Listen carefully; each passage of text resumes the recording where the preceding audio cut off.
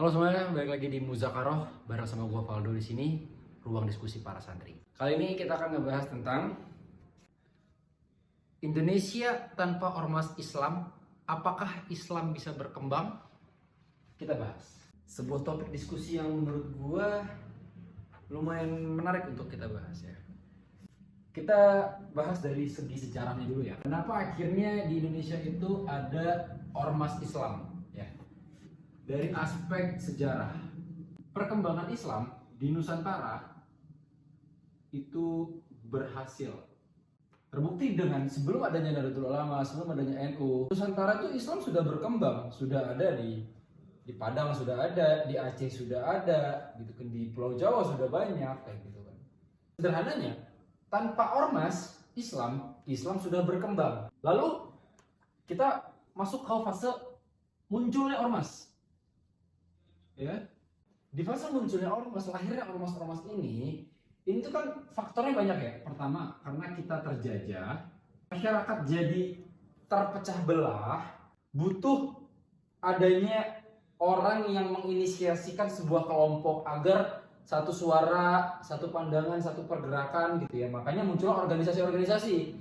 Dan waktu itu ya, tokoh-tokoh Islam menginisiatifkan untuk yuk kita bikin organisasi yang fokusnya pada keislaman. Akhirnya terbentuklah ormas Islam. Masyarakat terpecah belah, banyak yang punya kepentingan masing-masing. Akhirnya kita kumpulkan yuk biar kita punya satu kepentingan bersama. Terus ya di sini apa lagi, gara-gara perbedaan pandangan. Akhirnya yaudah yuk tadi kita kumpulkan jadi satu yuk, yang punya pandangan ini seperti ini yuk, yang sama pandangan dengan saya siapa gitu kan. Sini kumpul, yang setuju sama pandangan saya siapa, ya sini kumpul gitu kan. Jadilah sebuah ormas kayak gitu ya. Nah lalu sekarang kita bicara soal dari segi tujuan. Tujuannya untuk apa sebenarnya? Untuk menyatukan suara umat ya. Di sini ada umat, oke, atau masyarakat. Ormas-ormas NU Muhammadiyah dibentukkan pada waktu itu kan adalah untuk mengumpulkan masyarakat gitu kan. Jadi wadah nih, jadi tempat aman untuk masyarakat bisa mengeluarkan suaranya, bisa melakukan aktivitas sesuai sama apa yang mereka yakini. Ditambah lagi pemerintah pada masa itu kan memang ya, secara organisasinya, secara struktur kenegaraannya kan memang belum terbentuk secara rapi. Yang mana jelas akhirnya masyarakat-masyarakat yang berada di lingkungan sekitarnya di negara kita pada waktu itu tuh sedang mencari sosok pemimpin atau orang yang mampu menjamin kehidupan mereka itu aman, setidaknya dalam beragama, karena kita konteksnya bicara agama Islam ya. Maka akhirnya ada nih beberapa tokoh-tokoh penting agama yang menginisiatifkan sebuah organisasi menjadi sebuah wadah yang pada akhirnya wadahnya itu jadi tempat aman untuk mereka melakukan aktivitas keagamaan gitu.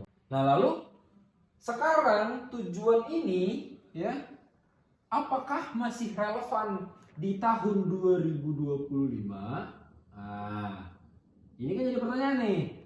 Dulu kan jelas untuk kemaslahatan umat ya, untuk sebagai area aman, wadah amannya mereka lah dalam melakukan aktivitas agama. Apakah dulu masih relevan?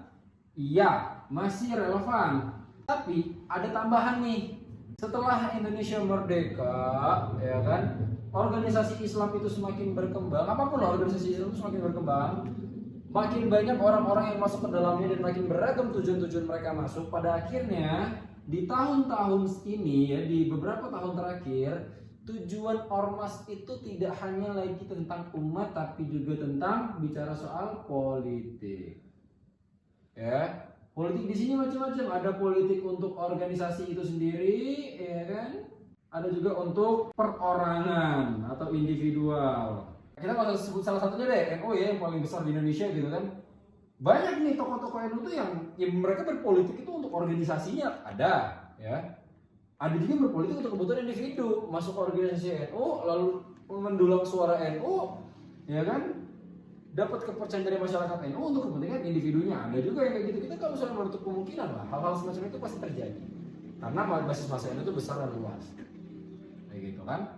Nah pertanyaannya, apakah Indonesia tanpa ormas Islam itu bisa berkembang? Jawabannya iya, bisa berkembang. Tapi ada minusnya. Ini yang menjadikan Indonesia itu berbeda dengan negara-negara di Timur Tengah. Di Timur Tengah, Islam itu dikendalikan oleh negara, kontrol sama negara langsung. Di Indonesia, Islam itu dikendalikan oleh organisasi. Apa nih yang membedakan? Gitu kan ya? Ketika Islam sudah diatur sebuah negara, maka tidak ada lagi yang namanya musyawarah di antara masyarakatnya. Karena ketika Islam sudah diatur oleh negaranya langsung, yang terjadi apa? Yang terjadi ketika masyarakatnya tidak setuju, mereka akhirnya membentuk kelompok yang tujuannya mereka itu tidak sejalan sama yang negara inginkan. Ada yang sejalan, mereka masuk ke pemerintah. Ada juga yang nggak sejalan, mereka menjadi penolak pemerintah. Ini yang membuat akhirnya negara-negara Islam di Timur Tengah pecah konflik perang saudara.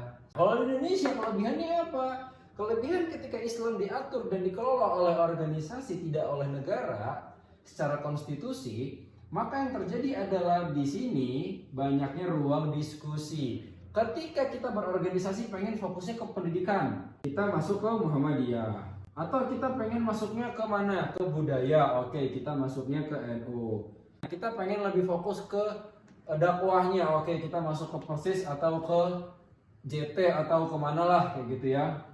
Misalnya bisa masuk ke Persis misalnya gitu kan, atau ke organisasi lainnya yang sesuai sama tujuan kita dalam beragama Islam. Orientasi kita beragama Islam seperti apa? Di Indonesia itu ada banyak organisasinya kayak gitu ya. Jadi kontrol masyarakat beragama Islam itu ada di organisasi, termasuk pada keputusan-keputusan pemerintah. Ketika pemerintah ingin mengeluarkan suatu perkara yang sifatnya itu bersinggungan dengan agama, maka organisasi-organisasi Islam ini memberikan pandangan kepada negara.